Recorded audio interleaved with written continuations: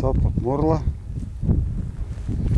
И обявената в червената книга, че нямало изобщо алпийска роза. Ето колко няма.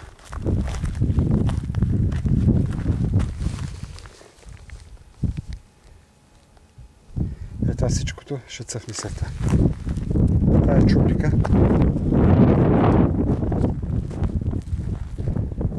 Това е мага. Турист мага на фона на сакалица. Чакай да снимам тия рози. Тук много ги духа, вятъра не са толкова големи.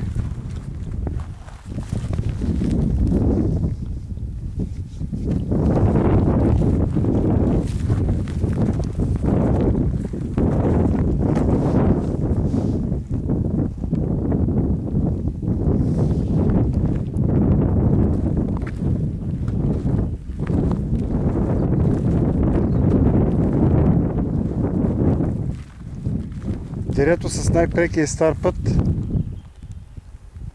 от Карлово за Троян. Тая пътя, долу има табели, по който Левски е минал най-бързо от Карлово за Троян, през Сакалица отгоре.